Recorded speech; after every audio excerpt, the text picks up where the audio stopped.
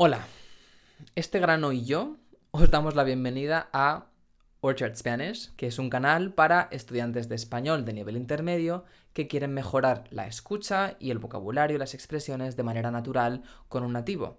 En este caso, el nativo soy yo, mi nombre es Sergio y podéis encontrar las transcripciones, las traducciones paralelas y las explicaciones de la gramática de todos los podcasts que hago en mi Patreon. Y también he subido los podcasts a Apple Podcast y a Spotify. O sea que también podéis escucharlos allí. Y en el podcast de hoy voy a hablar de cómo fui intérprete de 3 conferencias o eventos diferentes. Para empezar, hay que definir lo que es un intérprete. Un intérprete es una persona que traduce un discurso o un texto oral. Como dije en el vídeo anterior, yo estudié traducción e interpretación, pero la verdad es que la interpretación no me gustaba mucho y no hice muchas clases de interpretación. Entonces, ¿cómo llegué a interpretar 3 diferentes conferencias? Vale, vamos a poner en antecedentes. En 2017 yo trabajaba en una academia de lenguas en la que enseñaba español, pero también enseñaba otras lenguas. Al margen de esto, mi jefa tenía contactos en una institución de Alicante que se llama Casa Mediterráneo, que es una institución que tiene lazos con diferentes países del Mediterráneo y ocasionalmente celebran conferencias y eventos en los que se tratan temas, pues, del Mediterráneo. Entonces, un día mi jefa me dijo que esta institución iba a celebrar una masterclass de teatro en francés, porque iba a venir un director del Congo que se llamaba Israel Chipamba, si lo he pronunciado bien, y iba a dar una masterclass de teatro a unos alumnos de teatro. Entonces mi jefa me preguntó si yo quería hacer una interpretación para que los alumnos pudieran entender. Yo le dije que no y ella me dijo, tú hazlo. Yo le dije, vale. O sea, realmente ella me veía capacitado para hacerlo, pero yo no me veía capacitado para hacerlo. Ella me había oído dar clase a alumnos de francés y me dijo que con mi nivel podía interpretar esa clase, entonces al final accedí. El día de la masterclass yo fui al sitio donde se iba a celebrar, que era una especie de, pues, que una casa, como en unos jardines, y yo estaba muy nervioso, estaba sudando, me temblaba la voz. Llegó el director congoleño, le saludé, también estaba su mujer, y se ve que yo estaba tan nervioso que su mujer me dijo, cálmate, que lo vas a hacer muy bien. Claro, yo tenía 23 años en esa época y era la primera vez que hacía una interpretación. Y ellos no sabían esto, pero se notaba, seguro. Entonces Israel empezó a presentarse, empezó a decir de qué iba a ir la clase. Fui interpretando, así poco a poco. Y de repente Israel utilizó una palabra que yo no conocía, una chica del público la tradujo y yo pensé, vale, aquí hay alguien que habla francés. Entonces eso me añadió mucha más presión, pero al final lo pude hacer bastante bien, creo yo.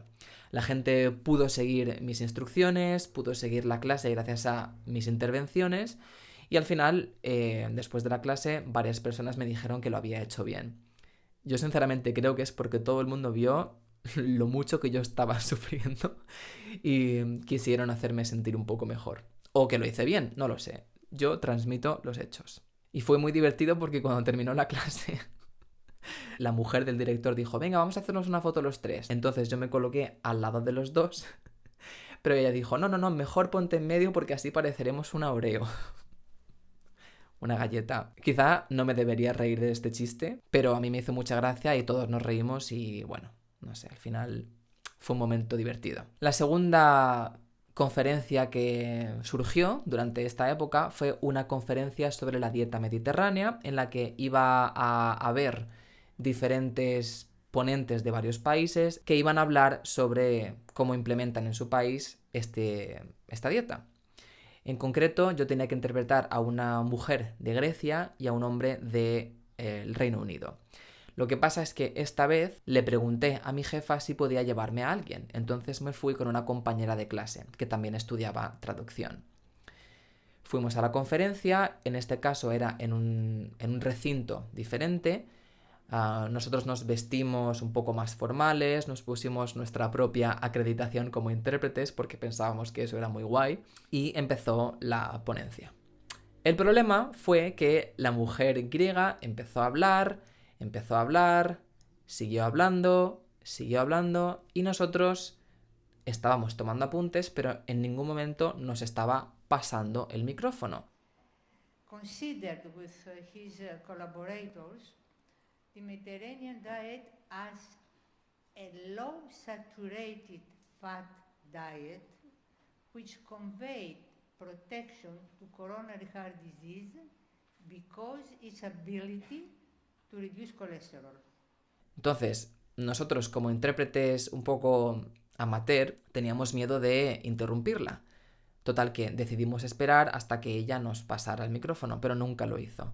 Terminó su intervención y nosotros no interpretamos. Nos quedamos un poco confundidos, no sabíamos muy bien qué teníamos que hacer.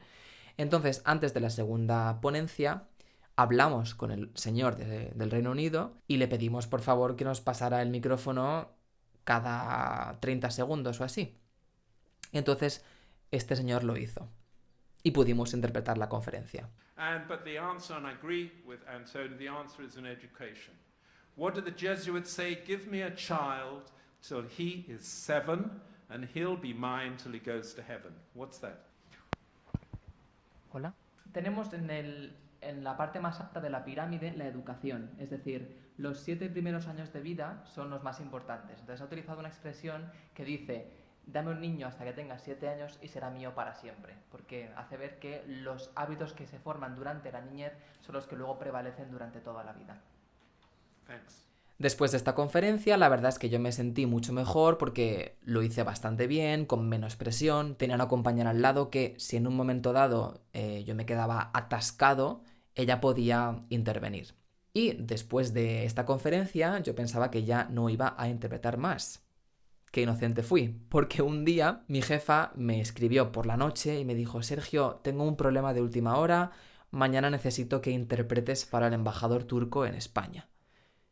Y yo me quedé bastante un poco en shock, porque dije, pero si es que no me da tiempo a prepararme, no me veo capaz de ninguna manera. Y encima me dijo que lo tenía que hacer solo.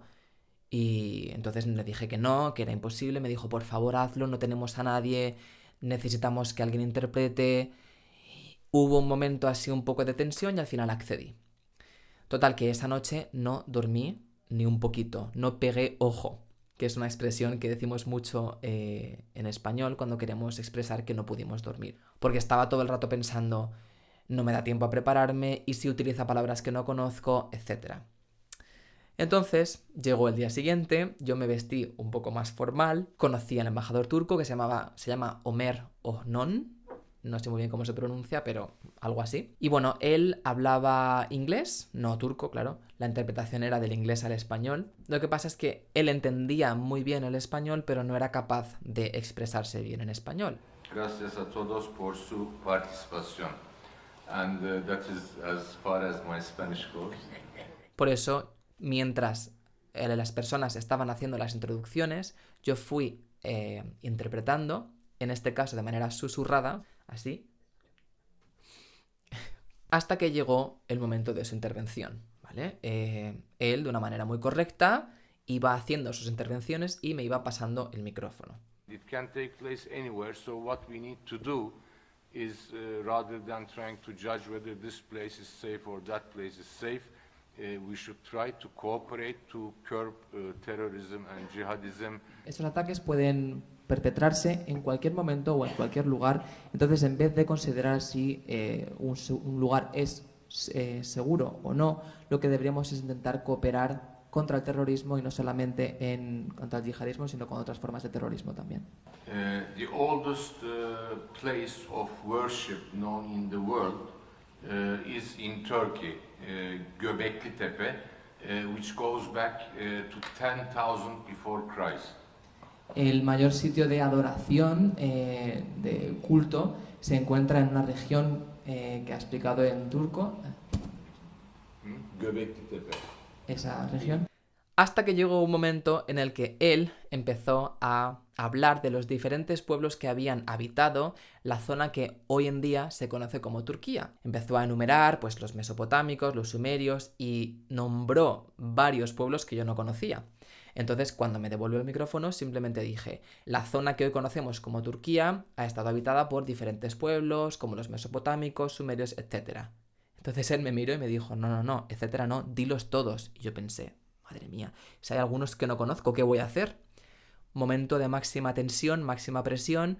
Él empieza, mesopotámicos, y digo, mesopotámicos, sumerios. Y de repente llego al nombre de un pueblo que yo no conocía, que ya luego lo busqué, que son los licios. ¿Y cómo lo resolví?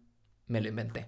And we have been home, Anatolia has been home to so many different civilizations like Hittites, Lycians, Romans, Greeks, Trojans, Byzantines, Seljuks and Ottoman Turks. La región de Anatolia ha sido casa de incontables civilizaciones como los hititas, los romanos, los griegos, los troyanos, los otomanos, etc. No, not etc. Tell them one by one. I mean, Hittites, Hititas, Romans, romanos, Lycians, licios, Greeks, los griegos, Byzantines, bizantinos, troyanos, Seljuk Turks, los and Ottoman Turks. los turcos celtas y los otomanos. Sí. Lo bueno es que, al parecer, la gente no se dio cuenta. Creo que la mayoría hablaban inglés y este punto en concreto no era algo importante. Pero en ese momento yo no tenía la experiencia para saber qué tienes que hacer cuando tienes que traducir específicamente una palabra que no conoces. Así que después de esa experiencia, después de pasarlo súper mal, porque ese día lo pasé muy mal, me fui a mi casa, no sé si me fui a dormir o a llorar o a hacerlo todo, pero yo le dije a mi jefa, nunca más, por favor. Lo he probado, lo he hecho bien, porque no lo hice mal, pero no lo disfruté. Quizá en el futuro me preparo, me formo como intérprete, pero de momento no es lo que quiero hacer. Así que esta es mi historia, siendo intérprete de conferencias de una manera un poco casual y un poquitito forzada, pero al final es una cosa que yo le agradezco mucho a mi jefa porque aprendí mucho esos 3 días. Y ya está, eso es todo por hoy. Si queréis más anécdotas un poco así al límite, podéis suscribiros, podéis escuchar el podcast en Apple Podcast o en Spotify, como os he dicho. Y creo que eso es todo, ¿no? Ya está. Adiós.